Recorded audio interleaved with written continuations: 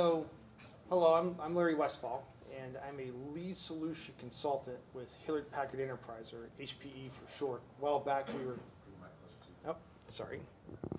A while back we were one company, or the one HP, and since then we've broke up into a couple companies, and we're on the software side or the enterprise side of the house now. I've been doing system integration for over 25 years. And with HP, I've been in the HP organization for professional services or software services for about 9 years now. And my main forte in the organization is being able to take real-world problems and bringing them into an automated solution set. So anywhere from things like, you know, what we're going to talk about today, the request to fulfill process or delivery, your FCAPS model, fault, that kind of thing. And my slides are blacked out, sorry. And you know, today's session is going to be, you know, herding cats and saving money is our synopsis with one-stop shopping. So with the one-stop shopping, we're looking at, let me use this guy instead. So we're going to be looking at the fulfillment process and how that relates. We're going to be looking at our journey to value. So basically with our journey to value of, you know, when you decide to implement a one-stop shopping, you know, what value does it bring to the organization to do this? We're going to look at our IT for IT extended agile process. So basically being able to do a assessment on, you know, the value itself, the results, and how to do your iterative process. From there, we're going to look at the business process implementation. So basically, who has done this before and what did they get out of it? We've had several customers that's actually implemented a certain particular solutions like this, some with us, some out on their own. And we have a couple, a good one example here that we're going to show that it's in the public sector. So we were going to look at initially at Amazon, but we decided that the public sector would probably be a little bit more towards what some of you guys might actually be looking at and what they did. And then we're gonna put it all together with putting a lens actually on an automated process and what that looks like from end to end to give you a good idea of what this would look like, you know, from a swim lane aspect. So, you know, with request to fulfill and one-stop shopping basically is your fulfillment process. So inside the fulfillment process, the request to fulfill is part of a IT for IT reference architecture. It's a business value stream. And out of that business value stream, or the IT for IT, we actually have 4 of these, right? We have a strategy to portfolio, we have our requirement to deploy, our request to fulfill, and detect to correct. So today we're going to focus mainly on the request to fulfill. You can see, you know, as we go through that some of this might be a little bit towards strategy to portfolio, but that's kind of how it works out, that once you start down a path of this nature, you're going to expand and actually branch out into other business value streams. So for request to fulfill examples, right, when we say request to fulfill, what are we trying to accomplish? So you can see this as like onboarding a new employee. So when you're bringing on a new employee, there's several different things you have to do for that employee, right? You have to get them into the benefits system. You have to get them into HR. You have to get them into the training system, 401k. You have to get his access, his laptop. All these different streams of activity has to occur to say, yes, this is an employee, and yeah, he can now do his work.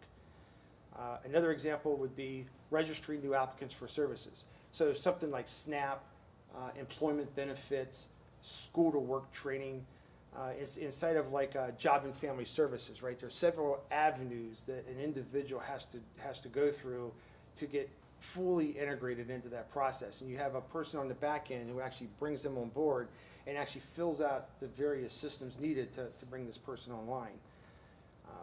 Acquiring and managing assets, right? Whether you're picking up printers, paper, that's another avenue of a request to fulfill activity. And then finally, being able to provide a new service or service offering, right? So when a new federal mandate comes down and you have to now pick this up and say, okay, here's like a school to work program and you have to adopt this and bring it into your environment, how do you do that? Is it going to be another one-off system that somebody has to go out and fill out manually?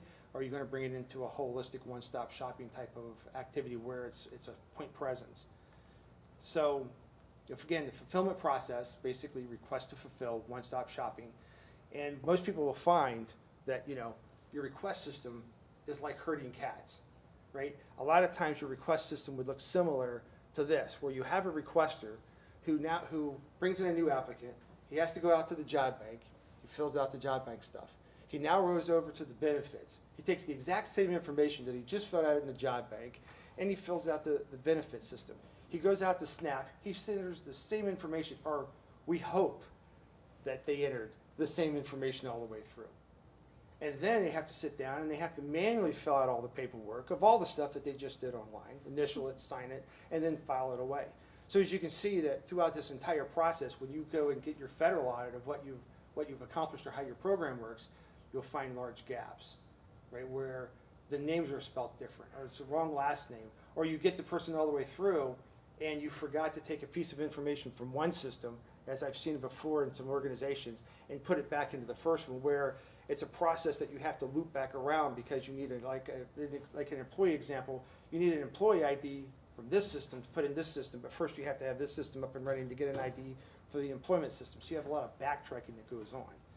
What you want to end up with is something similar to what this looks like. It's a single portal. They go into the single portal, they enter their information once. It's the one-stop say it 3 times fast, one-stop shopping example. Right, so the back-end systems are not exposed to the actual end user. So the end user sees this portal, he says, I'm doing these activities, he enters his information one time, and then your automated processes will do the rest for him. So if you look at these side by side of what they would look like, you have your original system where you can have like a catalog, and you might have some stuff that's automated. And on the stuff that's automated, that happens real quick. Then you get down to one where it's a manual fulfillment. Well, as the manual fulfillment happens, that part takes a lot longer. And then you might have stuff where every time you do it, you might have to go through a request process, right, or an RFP or something like that to make that last piece of the puzzle work, which extends out even further your ability to deliver the services to that individual, or for your requester to actually get the information that he needs. So you end up with sometimes a process that's not complete, partially complete, and even though that first part that you have automated happens real fast, it doesn't matter because that last part takes forever.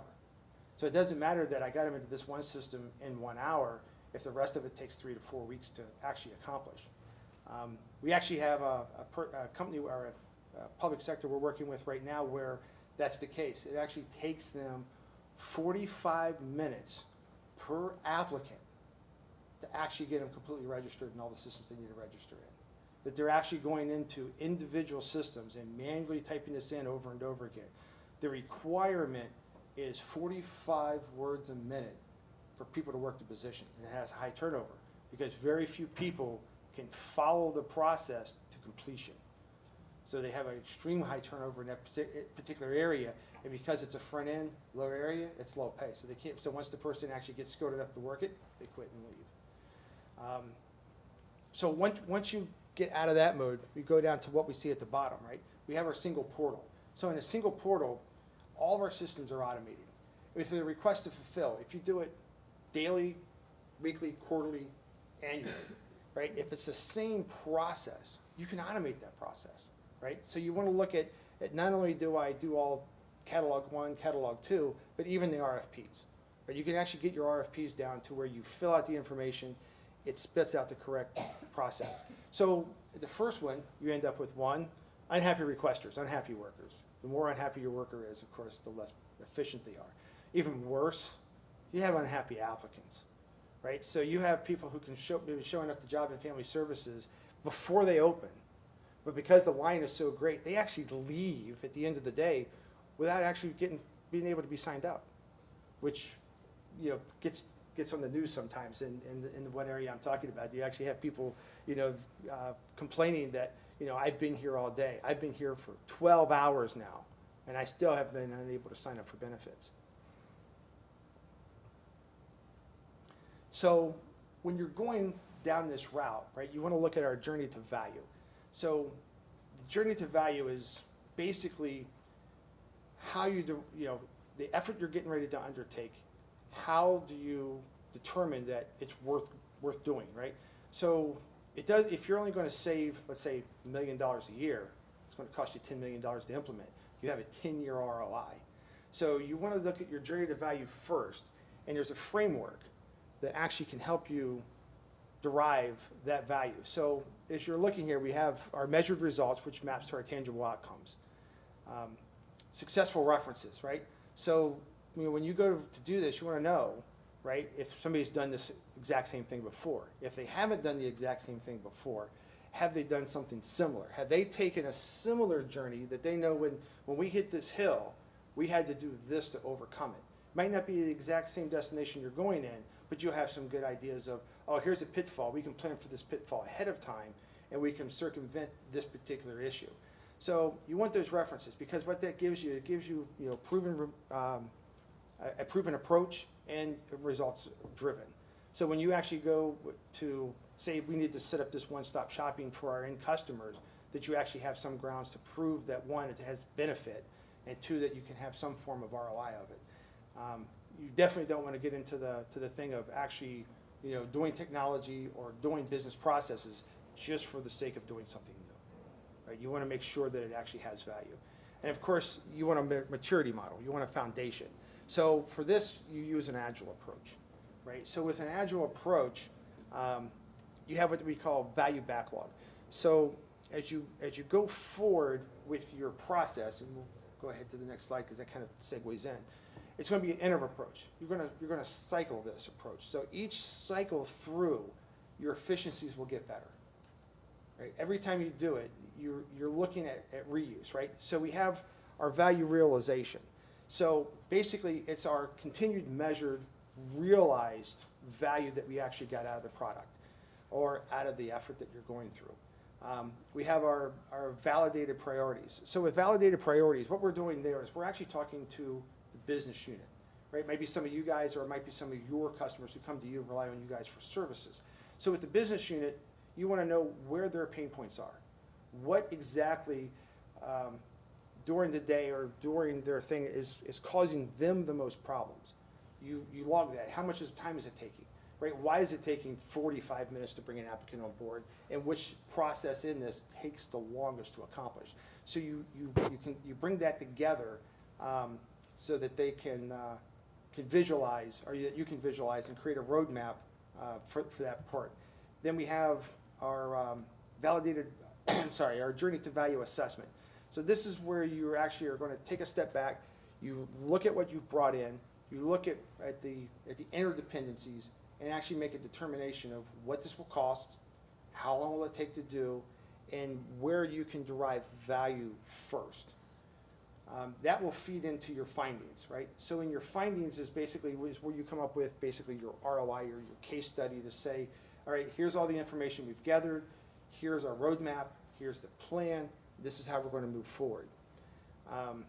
That will give you the insight to create what we call, in the agile world, we call it sprints. And what you want to do is that at each one of those efforts that you do in this journey, that at the end, instead of having a waterfall project, you have value. So in your very first sprint, when it's over, here's the value that we provided. That feeds back into that top loop again, right? Realize value. So now when you go to do the second track, you actually have groundwork underneath of you to say, okay, here's the first one we did. Here's how it was successful. Here's our realized. Here was our projections. Here's our realized. Now we can go to the next step again. And you do that loop all over again. It's an iterative, never-ending cycle, right? Always continuous improvement. So this is an area sort of like ITIL. It's your life cycle management, except it's your life cycle of value, right? Which is what's really going to be important for you is actually showing that on a continual basis.